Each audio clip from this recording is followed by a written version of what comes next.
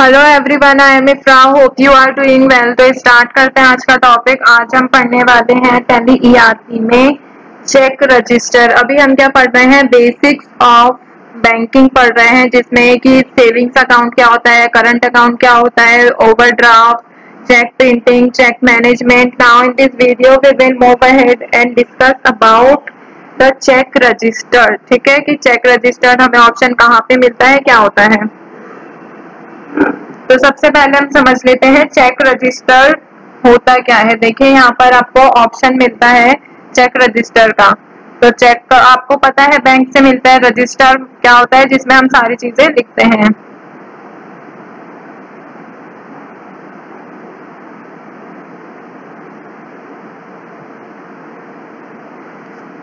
ठीक है, तो अब आप थोड़ा डिटेल में समझते हैं चेक रजिस्टर को और क्या कहा जाता है। चेक लेजर और चेक जर्नल भी कहा जाता है।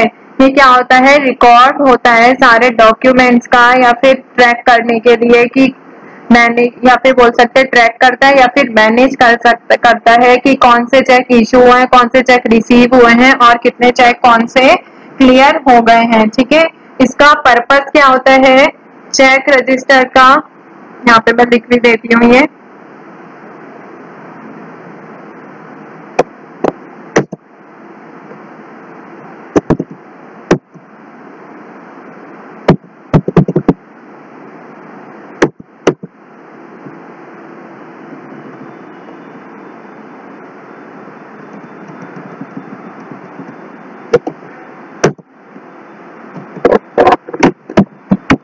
check register.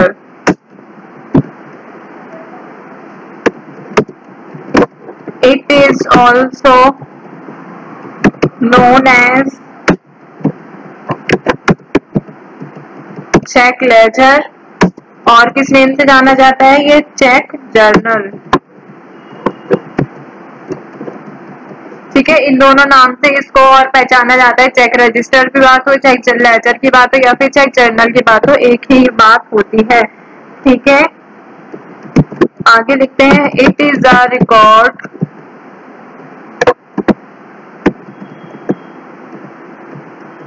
Keeping document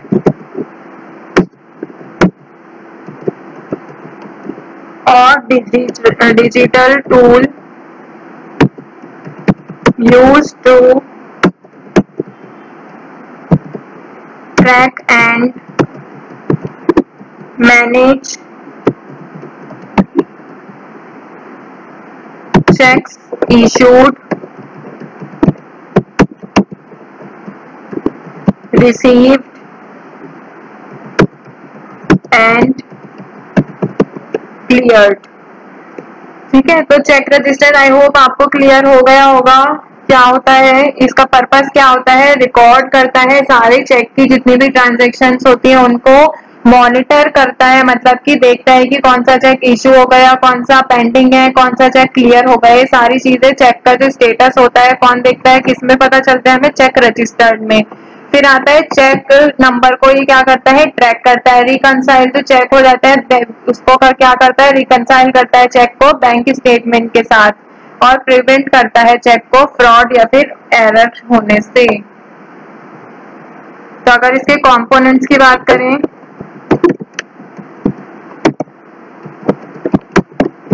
of check register, components क्या होते हैं। सबसे पहले ऊपर होता है चेक नंबर होता है इसमें, फिर दूसरा क्या होता है, डेट, जिस डेट को चेक इशू होता है वो, फिर होता है पेई का नेम, फिर होता है यहाँ पर अमाउंट,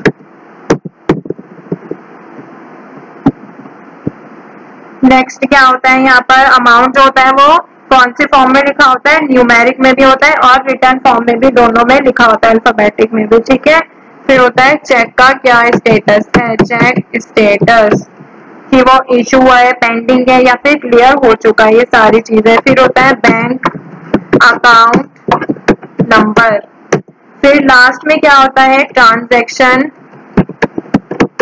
टाइप कि वो क्या है, डेबिट है या फिर क्रेडिट है।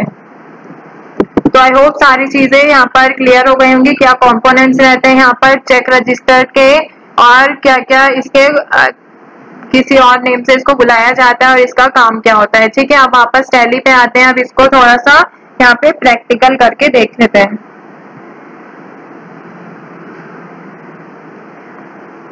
तो चेक रजिस्टर क्या होता है ये आपको समझ आ गया। हेल्प करता है मैनेज करने में चेक्स बुक को, डिफरेंट बैंक की जो चेक्स बुक्स होती हैं उनको ये मैनेज करता है। ऐसा नहीं है कि एक ही बैंक के बारे में मैंने आपको बताया है कि कौन सा इशू है कौन सा नहीं है, सभी बैंक की बात की गई है। तो सबसे पहले आपको क्या करना होगा, यहाँ पे गेटवे ऑफ टैली पर बैंकिंग का ऑप्शन आपको शो हो रहा है। यहाँ पे बैंकिंग पर यहाँ पे एंटर करेंगे, इसमें आपको सेकेंड ऑप्शन दिख रहा है यहाँ पर चेक रजिस्टर। ठीक है, तो यहाँ पे चेक रजिस्टर पर एंटर करना होता है और यहाँ पे आपको दोनों चीजें दिख रही हैं। देखिए यहाँ पे फर्स्ट में क्या दिखा रहा है, एक्सिस बैंक अवेलेबल चेक कितने हैं, इसमें 9 है HDFC में। ठीक है, और अनरिकनसाइल्ड और रिकनसाइल्ड। अब देखिए इन दोनों का मतलब क्या होता है, और फिर आगे क्या लिखा है, ब्लैंक, कैंसिल्ड, और आगे लिखा है आउट ऑफ पीरियड, और लास्ट में लिखा है टोटल चेक्स कितने हैं। ठीक है,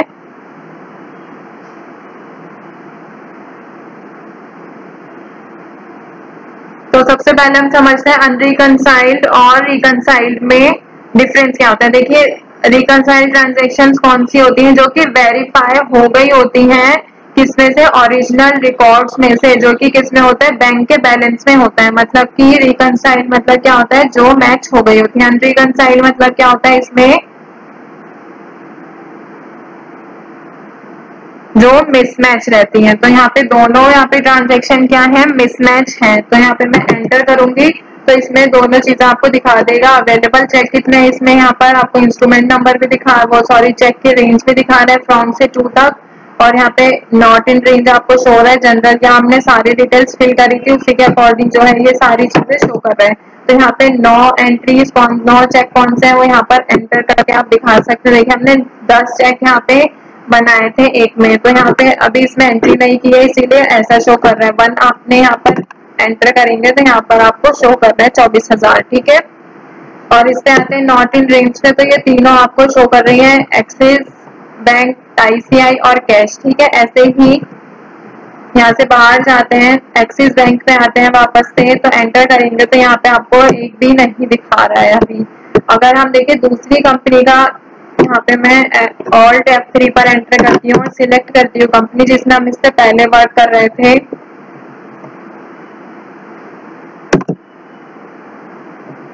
तो यहाँ से बाहर जाएंगे, अभी बैंकिंग पर आएंगे, वापस से चेक रजिस्टर पर एंटर करेंगे। तो यहाँ पे क्या है, देखिए बैंक ऑफ बड़ौदा में कितने बैंक से हमने कितने चेक लिए थे, यहाँ पर 20 चेक। जितनी भी हमने यहाँ पर रेंज ली होगी वो यहाँ पर आपको शो हो जाएगी। ठीक है, और इसमें कितने लिए थे, SBI और HDFC में 10 जो थी हमने वो यहाँ पर एंट्री की थी। ठीक है, वो आपको कैसे पता चलेगा, आप इसको यस करेंगे और यहाँ से आपको दिख जाएगा। यहाँ पे आपको दिख रहा है चेक रेंज फॉर SBI, तो आपने रेंज कितनी सेट की थी, 1 से लेके 10 तक। तो यहाँ पे नंबर ऑफ चेक कितना है, 10, इसीलिए आपको ये सारी चीजें जो है शो हो रही हैं। ठीक है, तो यहाँ पर एंटर करनी है। अगर मैं टोटल नंबर ऑफ चेक पे तो 11 है इसके, और इसके एक भी कैंसिल नहीं है, रिकनसाइल भी नहीं है, और एक भी ब्लैंक भी नहीं है, ना ही कोई भी आउट ऑफ पीरियड है। तो इसीलिए यहाँ पे ऐसी डिटेल जो है शो हो रही है। तो यहाँ तक हमारा जो है चेक से रिलेटेड जितना भी वर्क था वो यहाँ पे कंप्लीट होता है। आई होप आपको क्लियर हो गया होगा।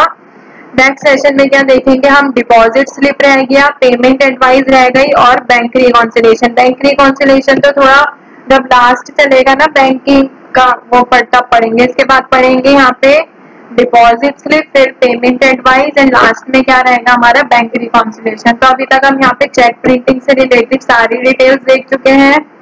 फिर अभी हमने चेक रजिस्टर को भी कंप्लीट कर लिया है कि यहाँ पे सारी चीजें देख पता चल जाती है कि अनरिकनसाइल्ड चेक कितने हैं, रिकनसाइल मतलब मैच हुए हुए चेक कितने हैं, ब्लैंक कितने हैं, कैंसिल कितने हो गए। ये सारी डिटेल हमें एक ही रजिस्टर में यहाँ पर शो हो जाती है, अलग अलग बैंक की। ठीक है, आपको मैंने बताया था हर बैंक की यहाँ पर शो हो रही है।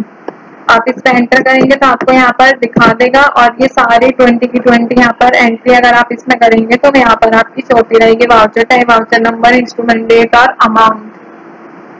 तो आई होप आपको क्लियर हो गया होगा कैसे इसमें एंट्री की जाती है, कैसे इसको चेक किया जाता है। तो सबसे पहले गेटवे ऑफ टैली बैंकिंग का आना है और सेकंड ऑप्शन ये होता है चेक रजिस्टर का। तो अब टॉपिक को वाइंड अप करते हैं। यहाँ पे सारी चीजें हो गई हैं चेक रजिस्टर में, इतना कुछ था नहीं, बस आपको ये पता चल जाता है कि आपकी चेक कौन से अनरिकनसाइल्ड है, कौन से आपके कैंसिल चेक है, कौन से ब्लैंक चेक है, सारी चीजें। ठीक है, तो टॉपिक को एंड करते हैं, मिलते हैं नेक्स्ट सेशन में। Stay tuned and thank you.